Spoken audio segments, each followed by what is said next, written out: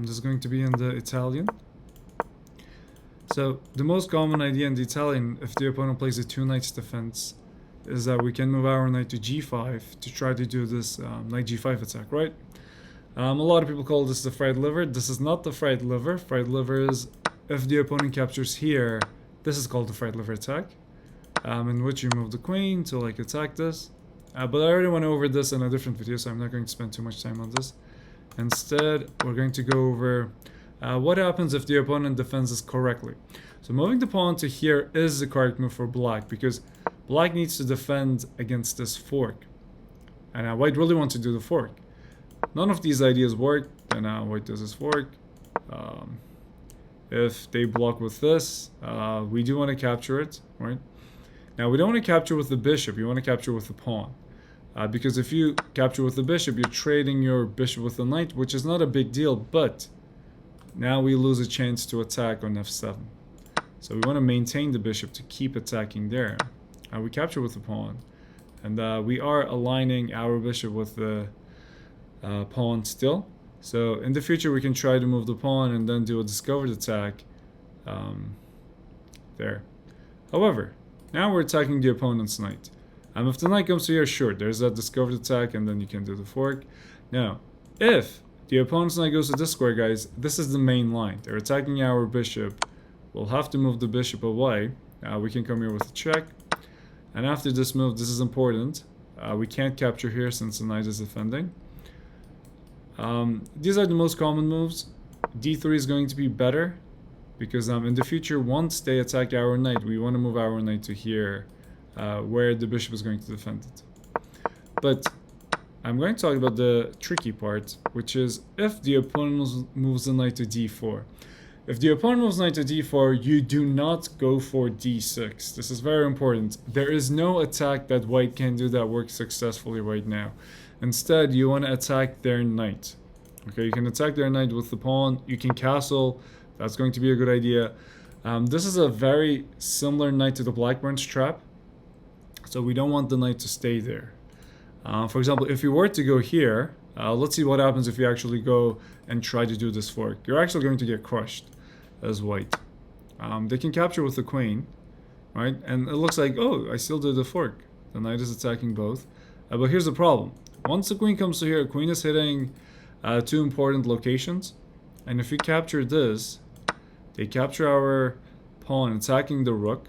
And after the rook goes to here, guys, they actually have a checkmate in 2 moves. So the checkmate is going to be queen e4 check. Now, if you play it correctly, you don't get checkmated, but you lose your queen.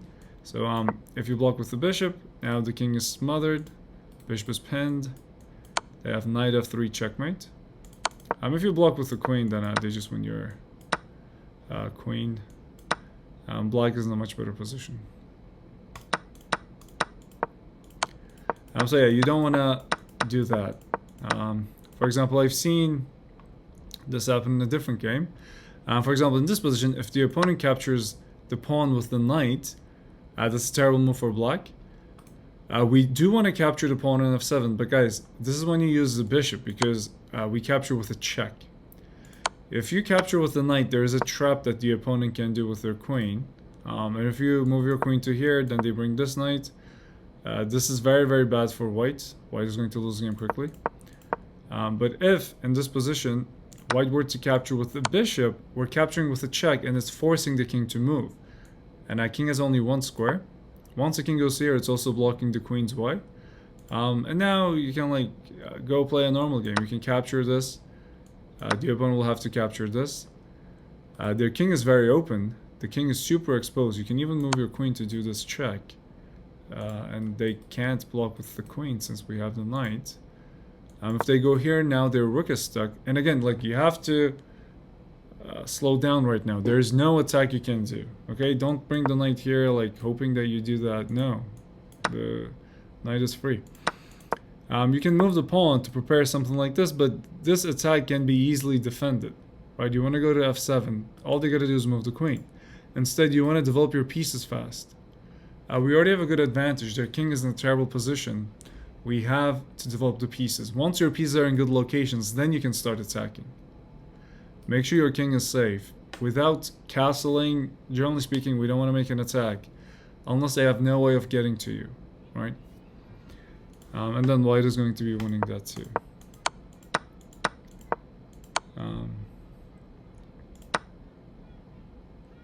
Alright, so that's the other trap I wanted to go over. This one is in the Italian. And just a heads up, if your opponent plays knight d4, this is the Blackburn Shilling Gambit, all you gotta do as white is to not capture the pawn on e5.